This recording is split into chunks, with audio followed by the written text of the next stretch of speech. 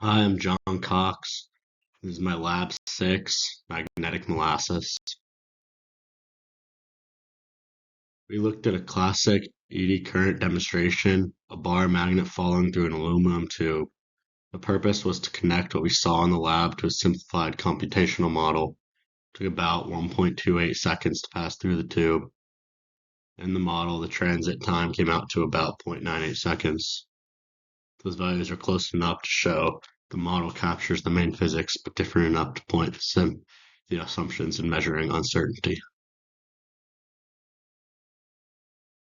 The main physics comes from three connected ideas. First, the falling magnet produces a magnetic field that changes along the length of the tube.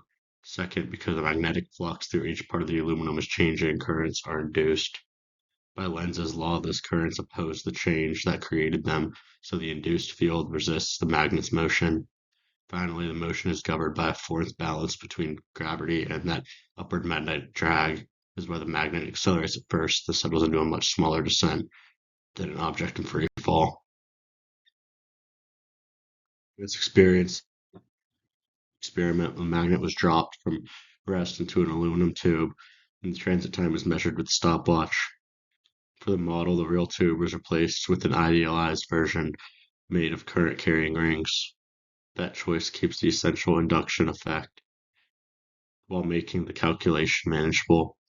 The system was treated as a magnet plus the tube, while everything else was grouped into the surroundings.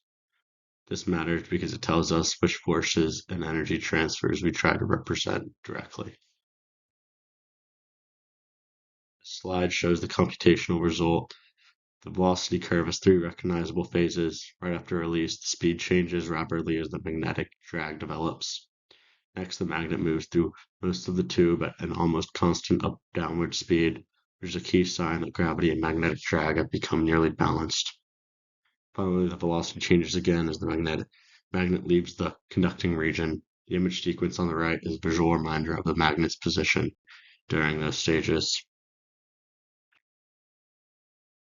When the experiment and simulation are placed side by side, the overall agreement is reasonable.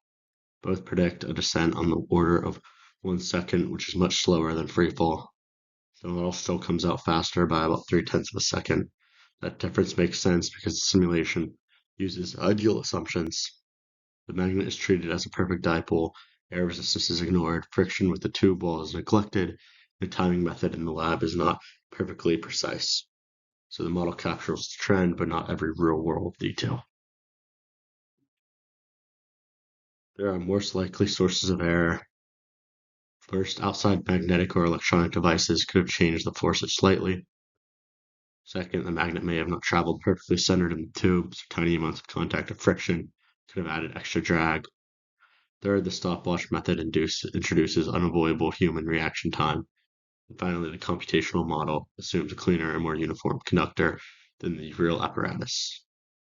Even with these assumptions, though, and these possible errors, the experiment still clearly supports the idea of magnetic braking from eddy currents. These two thought experiments help reinforce the model. If the conductor were made less resistive than Ohm's law tells us, the induced current would be larger for the same EMF. Larger current means stronger magnetic opposition, so the magnet would slow down even more. On the other hand, if the tube were cut of slots or holes, the current loops would be disrupted. That would weaken the induced magnetic field and allow the moving magnet to draw faster. Best cases mesh the idea that the braking effect depends on how easily the conductor supports circulating currents. Thank you. This is John Cox, and this was my Lab 6, Magnetic Molasses.